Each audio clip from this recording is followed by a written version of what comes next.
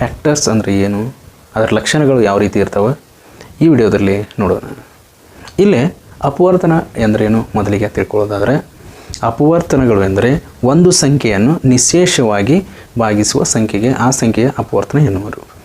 ಒಂದು ಸಂಖ್ಯೆಯ ಅಪವರ್ತನ ಒಂದೇ ಒಂದು ಇರಬೇಕಂತ ಏನಿಲ್ಲ, ಎರಡು ಇರಬೇಕಂತಿಲ್ಲ, ಅದು ಒಂದು ಇರ್ಬೋದು, ಎರಡು ಇರ್ಬೋದು, ಹೆಚ್ಚಿಗೂ ಇರ್ಬೋದು. ಇಲ್ಲೇ ಅದನ್ನು ಒಂದು ಉದಾಹರಣೆ ಮೂಲಕ ನಿಮಗೆ ಹೇಳ್ಕೊಡ್ತೀನಿ ನೋಡ್ರಿ.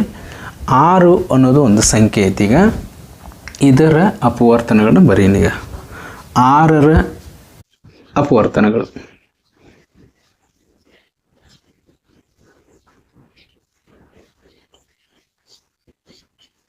ನೋಡ್ರಿ, 1, 2, 3, 6.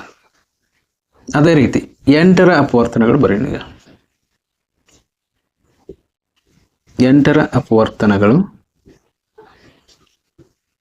1, 2, 4, 8. ಈಗ ನಾನು ನೇರವಾಗಿ ಯಾವ ರೀತಿ ಬರೆಯಕತ್ತೇನಪ್ಪ ಅಂದರೆ, ಈಗ ಮೊದಲಿಗೆ 6 ನೋಡೋಣ. ಈಗ 6ರ ಅಪವರ್ತನ ಯಾವ ರೀತಿ ಬರೆದೀವಿ ನೋಡೋಣ. ಈಗ ಇದು ಸಿಂಪಲ್ ಆಗಿ ತಿಳ್ಕೊಬೇಕಾಗಿದ್ದು, 6 ಯಾವ್ಯಾವ ಮಗ್ಗಿ ಒಳಗೈತೆ ಇದನ್ನು ಬರೆದ್ರೂ ಸಹಿತ ನಾವು ಅದರ ಅಪವರ್ತನ ಅಂತ ಕರಿಬೋದು. ನೋಡಿ, 1 6 6, 2 3 6, 3 2 6, 6 1 6. ಸರ್ ನಡು ನೆಕ್ಸ್ಟ್ 4 1 ಐತೆ, 5 1 ನಮ್ಗೆ ಗ್ಯಾಪ್ ಉಳಿತು. 4ರಿಂದ ಭಾಗಿಸಿದಾಗ ಶೇಷ ಉಳಿತೈತಿ, 5ರಿಂದ ಭಾಗಿಸಿದಾಗ ಶೇಷ ಉಳಿತೈತಿ. ಹಾಗಾದರೆ ಆ ಎರಡು ಸಂಖ್ಯೆಗಳು ಆಗೋದಿಲ್ಲ. ಅದೇ ರೀತಿ ಇಲ್ಲಿ ನೋಡಿರಿ, 1 ಆಯಿತು, 2 ಆಯಿತು, 3ರಿಂದ ಭಾಗಿಸಿದಾಗ ಶೇಷ ಉಳಿತೈತಿ. ಇದನ್ನು ತೊಗೊಂಡೀಗ ಸುಮ್ಮನೆ ನಿಮ್ಗೆ ಗೊತ್ತಾಗೋ ಸಲುವಾಗಿ ನೋಡಿರಿ, 1 8 1 8 8 0 ಬಂತ್ರಿ. 2 ನೋಡ್ರಿ, 8ಕ್ಕೆ 2ರಿಂದ ಭಾಗಿಸ್ತೀರಿ, 2 4 8 0 ಬಂತು. 4ರಲ್ಲೇ ಭಾಗಿಸ್ತೀರಿ 8ಕ್ಕೆ, 4 8 0 ಬಂತ್ರಿ. ಅದೇ ರೀತಿ 8ರಿಂದ ಭಾಗಿಸ್ತೀರಿ 8ಕ್ಕೆ, 8 1 8 ಶೇಷ 0 ಬಂತು. ನಡುವಿನ ಸಂಖ್ಯೆಗಳು ನೋಡ್ರಿ, 1 2 4 8 ಇವು ಸಂಖ್ಯೆಯ ಅಪವರ್ತನಗಳು ಅಂತ ಹೇಳ್ತೀವಿ. 3ರಿಂದ ಭಾಗಿಸಿ ನೋಡ್ರಿ, ನಿಮ್ಗೆ ಗೊತ್ತಾಗತ್ತೆ. ಈಗ 3 2 6 ಶೇಷ 2 ಉಳಿತ್ರಿ. 4 ಅಂತೂ ಐತ್ರಿ. 5ರಿಂದ ಭಾಗಿಸ್ತೀರಿ, 5 1 5 ಶೇಷ 3 ಉಳಿತು. 6ರಿಂದ ಭಾಗಿಸ್ತೀರಿ, 6 1 6 ಶೇಷ 2 ಉಳಿತು. 7ರಿಂದ ಭಾಗಿಸ್ತೀವಿ, 7 1 7 ಶೇಷ 1 ಉಳಿತು. 8ರಿಂದ ಭಾಗಿಸ್ತೀವಿ, 1 ಬಂದೈತೆ. ಅದಕ್ಕೆ ಇವು ಶೇಷ ಉಳಿದಾವು. ಅದಕ್ಕೆ ಈ ಸಂಖ್ಯೆ ಯಾವ್ಯಾವ ಸಂಖ್ಯೆಯಿಂದ ಭಾಗಿಸಿರೋ ಇವು ಅವುಗಳ ಅಪವರ್ತನಗಳು ಅಲ್ಲ. ನಿಶ್ಶೇಷವಾಗಿ ಭಾಗಿಸುವ ಸಂಖ್ಯೆಯನ್ನು ಅಪವರ್ತನ ಅಂತ ಕರಿತೀವಿ ನಾವು. ಅದಕ್ಕೆ ಇದು ಡೆಫಿನಿಷನ್ ನಿಮ್ಗೆ ಅರ್ಥ ಆಗಿತ್ತು ಅನ್ಕೋತೇನೆ. ಇದಕ್ಕೆ ಭಾಜಕಗಳು ಅಂತೂ ಕರಿಬೋದು. ಒಂದು ಸಂಖ್ಯೆಯ ನಿಶ್ಶೇಷವಾಗಿ ಭಾಗಿಸುವ ಭಾಜಕಗಳು ಅಂತೂ ಕರಿಬೋದು. ಇದರ ಲಕ್ಷಣಗಳನ್ನು ನೋಡೋಣ. ಇಲ್ಲಿ ಅತಿ ಚಿಕ್ಕ ಅಪವರ್ತನ, ಅತಿ ಚಿಕ್ಕ ಅಪವರ್ತನ, ಅತಿ ಚಿಕ್ಕ ಅಪವರ್ತನ ಯಾವುದಾಗೈತೆ ನೋಡ್ರಿ, ಎರಡು ಕಡೆ 1 ಐತಿ. ಯಾವುದೇ ಸಂಖ್ಯೆ 1ರಿಂದ ಭಾಗಿಸ್ತೈತೆ, ಹಾಗಾದ್ರೆ ಭಾಗಿಸಿದಾಗ 0 ಬಂದೇ ಬರ್ತೈತೆ. ಅದಕ್ಕೆ ಅತಿ ಚಿಕ್ಕ ಅಪವರ್ತನ 1 ಅಂತ ಹೇಳ್ತೀವಿ. ಅತಿ ದೊಡ್ಡ ಅಪವರ್ತನ, ನೆಕ್ಸ್ಟ್ ಪಾಯಿಂಟು, ಅತಿ ದೊಡ್ಡ ಅಪವರ್ತನ ಅದೇ ಸಂಖ್ಯೆ ಆಗಿರುತ್ತದೆ ನೋಡ್ರಲ್ಲೇ. ಅತಿ ದೊಡ್ಡ ಅಪವರ್ತನ ದೊಡ್ಡ ಸಂಖ್ಯೆ ಆಗಿರುತ್ತೆ, ಅದೇ ಸಂಖ್ಯೆ. ನೀವು ಯಾವ ಸಂಖ್ಯೆಯ ಅಪವರ್ತನಗಳನ್ನು ಬರೆದಿರ್ತೀರೋ ಅದೇ ಸಂಖ್ಯೆ ಆ ಸಂಖ್ಯೆಯ ದೊಡ್ಡ ಅಪವರ್ತನ ಆಗಿತ್ತು ನೋಡ್ರಿ. 8ರ ಅಪವರ್ತನದಲ್ಲಿ 8 ಐತ್ರಿ, 6ರ ಅಪವರ್ತನದಲ್ಲಿ 6 ಐತಿ. ಅದೇ ರೀತಿ 15 ತೊಗೊಂಡ್ರೆ ಯಾವ ಸಂಖ್ಯೆ ತೊಗೊಂಡ್ರು ಆ ಸಂಖ್ಯೆಯ ದೊಡ್ಡ ಅಪವರ್ತನ ಅದೇ ಸಂಖ್ಯೆ ಆಗಿರುತ್ತದೆ. ನೆಕ್ಸ್ಟ್ ಪಾಯಿಂಟ್ಗಳನ್ನು ನೋಡ್ತಾ ಹೋದರೆ, ಅವಿಭಾಜ್ಯ ಅಪವರ್ತನಗಳಿಗೆ ನೋಡ್ರಿ, ಈಗ ಒಂದು ಸಂಖ್ಯೆ ತಗೋಣ, ಅವಿಭಾಜ್ಯ ಸಂಖ್ಯೆ ಉದಾಹರಣೆ ತಗೊಂಡು 5ರ ಅಪವರ್ತನಗಳು.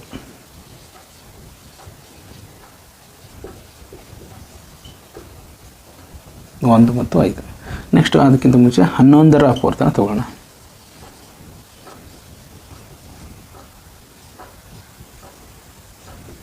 1 ಮತ್ತು 11. 11 ಮತ್ತು 5 ಅವಿಭಾಜ್ಯ ಸಂಖ್ಯೆಗಳದಾವೆ. ಈ ಅವಿಭಾಜ್ಯ ಸಂಖ್ಯೆಗಳಿಗೆ 2 ಅಪವರ್ತನಗಳು ಇರ್ತವೆ. 1 ಮತ್ತು 5 ಐತೆ ನೋಡ್ರಿ, 1 ಮತ್ತು 11 ಐತೆ. ಈ ರೀತಿ ಅವಿಭಾಜ್ಯ ಸಂಖ್ಯೆಗಳಿದ್ದು ಅಂದ್ರೆ ಅದಕ್ಕೆ ಅಪವರ್ತನಗಳು 2 ಇರ್ತವೆ. ಹಾಗಾದ್ರೆ ಒಂದು ಸಂಖ್ಯೆ ಅಂದಮೇಲೆ ಅದಕ್ಕೆ ಭಾಜ್ಯ ಸಂಖ್ಯೆ ಇರ್ತದೆ, ಅವಿಭಾಜ್ಯ ಸಂಖ್ಯೆ ಇರ್ತದೆ, ಬೆಸ ಸಂಖ್ಯೆ ಸಮಸ್ಯೆ ಆ ರೀತಿ ಇರ್ತಾವೆ. ಇಲ್ಲೇ ನಾವು ಅವಿಭಾಜ್ಯ ಸಂಖ್ಯೆಗಳಿಗೆ ಅಪವರ್ತನಗಳು 2 ಇರ್ತಾವೆ. ಹಾಗಾದ್ರೆ ಭಾಜ್ಯ ಸಂಖ್ಯೆಗಳಿಗೆ ಎಷ್ಟು ಇರ್ತಾವೆ ರೀ ಅಂತ ಕೇಳಿದರೆ ಭಾಜ್ಯ ಸಂಖ್ಯೆಗಳಿಗೆ 3 ಕನಿಷ್ಠ 3 ಇರ್ತಾವೆ.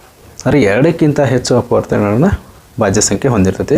ಹಾಗಾದ್ರೆ ಕನಿಷ್ಠ ಅಪವರ್ತನಗಳ ಸಂಖ್ಯೆ ಭಾಜ್ಯ ಸಂಖ್ಯೆಗಳಿಗೆ 3 ಇರ್ತಾವೆ. ಅದೇ ರೀತಿ ನಾವು ಇನ್ನೊಂದಿಷ್ಟು ಪಾಯಿಂಟ್ಸ್ಗಳನ್ನ ನೋಡೋದಾದರೆ ಪ್ರತಿ ಭಾಜ್ಯ ಸಂಖ್ಯೆ ಯಾವುದೇ ಒಂದು ಸಂಖ್ಯೆ ತೊಗೊಂಡ್ರೆ ಅಲ್ಲಿ ಈಗ ಅವಿಭಾಜ್ಯ ಅಪವರ್ತನಗಳು 2 ಇರ್ತಾವೆ. ಅವಿಭಾಜ್ಯ ಸಂಖ್ಯೆಗಳಿಗೆ ಅಪವರ್ತನಗಳು 2 ಇರ್ತಾವೆ. ಅವಿಭಾಜ್ಯ ಸಂಖ್ಯೆಯನ್ನು ಬಿಟ್ಟರೆ ಉಳಿದ ಯಾವುದೇ ಸಂಖ್ಯೆ ಭಾಜ್ಯ ಸಂಖ್ಯೆಗಳನ್ನು ತೊಗೊಂಡಿವಿ ಅಂದರೆ 2ಕ್ಕಿಂತ ಹೆಚ್ಚಿರಲೇಬೇಕು ಮತ್ತು 3 ಇರಬೇಕಂತ ಏನು ರೂಲ್ಸ್ ಇಲ್ಲ. 3 ಇರ್ಬೋದು, 4 ಇರ್ಬೋದು, 5 ಇರ್ಬೋದು. ಆ ಸಂಖ್ಯೆ ಅಷ್ಟು ಯಾವುದು ಸಂಖ್ಯೆಯಿಂದ ಭಾಳ ಹೋಗತ್ತೆ ಅದು ಹೆಚ್ಚು ಕಮ್ಮಿ ಇರ್ಬೋದು. ಅದಕ್ಕೆ ಒಂದು ಸಂಖ್ಯೆ ಅಪವರ್ತನಗಳು ಇನ್ನೊಂದು ಸಂಖ್ಯೆ ಅಪವರ್ತನಗಳು ಅಷ್ಟು ಇರೋಂಗಿಲ್ಲ, ಇದು ತಿಳ್ಕೊಂಡಿರ್ಬೇಕು. ನೆಕ್ಸ್ಟ್ ಒಂದು ಸಂಖ್ಯೆ ಒಳಗೆ ಉದಾಹರಣೆ ಇನ್ನೊಂದಿಷ್ಟು ಉದಾಹರಣೆ ಮೂಲಕ 15ರ ಅಪವರ್ತನಗಳು 15 1 2 3 4 6 12 ಇಲ್ಲಿ ಭಾಜ್ಯ ಸಂಖ್ಯೆಗಳು ಅದಾವ ನೋಡಿ. 12ರ ಅಪವರ್ತನದಲ್ಲಿ ಮತ್ತು ಇದರೊಳಗೆ ಭಾಜ್ಯ ಸಂಖ್ಯೆಗಳು ಅದಾವ, ಅಪವರ್ತನಗಳಲ್ಲಿ ಭಾಜ್ಯ ಸಂಖ್ಯೆಗಳು ಅದಾವ, ಅವಿಭಾಜ್ಯ ಸಂಖ್ಯೆಗಳು ಅದಾವ. ಇಲ್ಲಿ ಭಾಜ್ಯ ಸಂಖ್ಯೆಗಳಾಗಿದ್ದು ಅಂದರೆ ಅವಕ್ಕೆ ಭಾಜ್ಯ ಅಪವರ್ತನಗಳು ಅಂತ ಕರೀತಾರೆ. ಅಪವರ್ತನಗಳಲ್ಲಿ ಭಾಜ್ಯ ಸಂಖ್ಯೆಗಳಾಗಿದ್ದು ಅಂದರೆ ಭಾಜ್ಯ ಅಪವರ್ತನಗಳು ಅಂತ ಕರೀತಾರೆ. ಆ ಸಂಖ್ಯೆಗಳಲ್ಲಿ ಅವಿಭಾಜ್ಯ ಸಂಖ್ಯೆಗಳಾಗಿದ್ದು ಅಂದರೆ ಅವಿಭಾಜ್ಯ ಅಪವರ್ತನಗಳಂತ ಕರೀತಾರೆ. ನೆಕ್ಸ್ಟು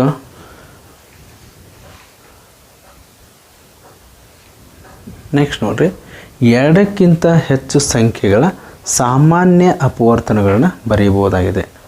2ಕ್ಕಿಂತ ಹೆಚ್ಚು ಸಂಖ್ಯೆಗಳು, ಇಲ್ಲಿ 2ಕ್ಕಿಂತ ಹೆಚ್ಚು ಸಂಖ್ಯೆ ತೊಗೊಂಡು ಇದನ್ನ ಉದಾಹರಣೆ ಕಂಟಿನ್ಯೂ ಮಾಡೋಣ. ಈಗ 2ಕ್ಕಿಂತ ಹೆಚ್ಚು ಸಂಖ್ಯೆಗಳ ಸಾಮಾನ್ಯ ಅಪವರ್ತನಗಳನ್ನ ಬರೆಯಬಹುದಾಗಿದೆ. ನೋಡ್ರಿ, 1 ಐತಿ, ಇಲ್ಲೇ 1 ಐತ್ರಿ.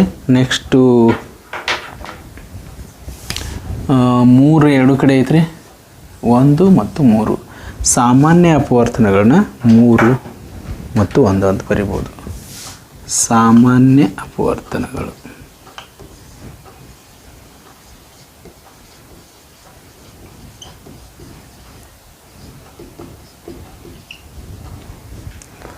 ಇನ್ನು 2 ಅಥವಾ ಹೆಚ್ಚಿನ ಸಂಖ್ಯೆಗಳೆಲ್ಲ ದೊಡ್ಡ ಅಪವರ್ತನವನ್ನು ಬರಿಬಹುದಾಗಿದೆ. ದೊಡ್ಡ ಅಪವರ್ತನ ಯಾವುದಪ್ಪ ಅಂದರೆ ಇಲ್ಲಿ 3 ದೊಡ್ಡ ಅಪವರ್ತನ